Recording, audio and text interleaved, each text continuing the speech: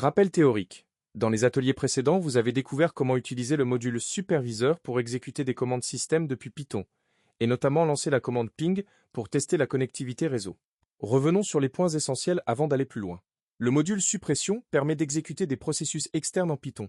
La fonction 'supervisor.run est la méthode recommandée pour lancer une commande, capturer sa sortie 'capture-bas, output égale true, gérer les erreurs 'check égale true, et contrôler les paramètres passés à la commande. La commande ping envoie par défaut un nombre fixe de paquets IMP, 4 sur Windows, illimité sur Linux macOS, sans l'option C.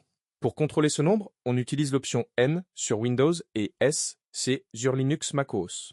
L'argument '6.arg permet de récupérer des paramètres passés en ligne de commande à votre script Python, ce qui rend vos scripts réutilisables et configurables sans modifier le code source.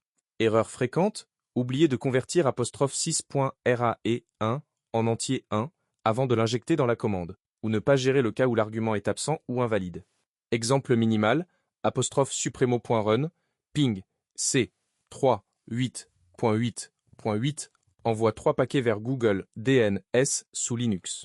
Ce rappel posé, vous allez maintenant construire un script plus robuste et paramétrable, compétence clé pour tout spécialiste cybersécurité qui automatise des tâches de reconnaissance réseau. Moi, énoncé de l'atelier. Vous allez améliorer le script de ping développé lors de l'atelier précédent. Atelier, script qui exécute ping et sauvegarde la sortie, en y ajoutant la possibilité de paramétrer dynamiquement le nombre de paquets envoyés et la cible IP ou nom de domaine directement depuis la ligne de commande. C'est une fonctionnalité essentielle dans le monde de la cybersécurité et du DevSecOps, où les scripts de diagnostic ou de reconnaissance doivent être flexibles et réutilisables sans modification du code. L'objectif de cet atelier est double. D'une part, rendre votre script entièrement paramétrable via '6.arma. D'autre part, le rendre robuste en gérant les erreurs de saisie utilisateur, arguments manquants, valeurs non entières, valeurs négatives ou nulles, et les erreurs d'exécution, hôte inaccessible, commande échouée. Étape de l'atelier. Étape 1. Mise en place du script de base. Repartez du script de l'atelier précédent ou créez un nouveau fichier 'ping-bas paramétrable.py'.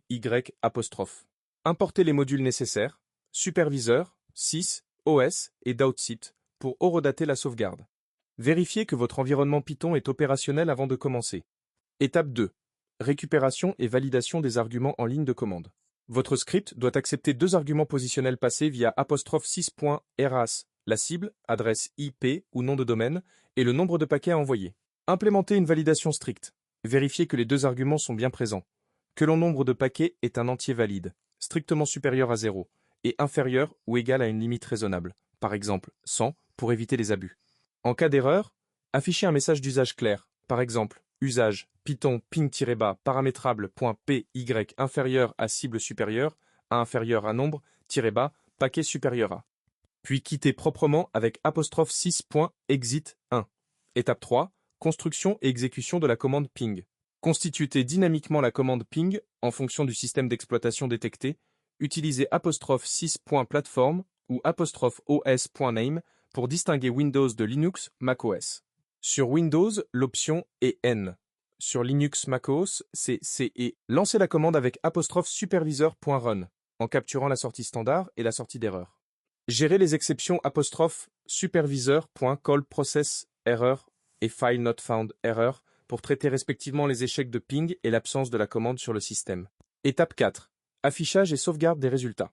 Affichez la sortie du ping dans le terminal. Sauvegardez également le résultat dans un fichier texte dont le nom inclut la cible et un horodatage. Exemple. 'ping-bas 8.8.8.2.0.2406601143022.txt. Le fichier doit contenir un en-tête informatif, cible, nombre de paquets, date, heure d'exécution, suivi du résultat brut de la commande. Gérez les erreurs d'écriture fichier avec un bloc tree-except approprié. Étape 5.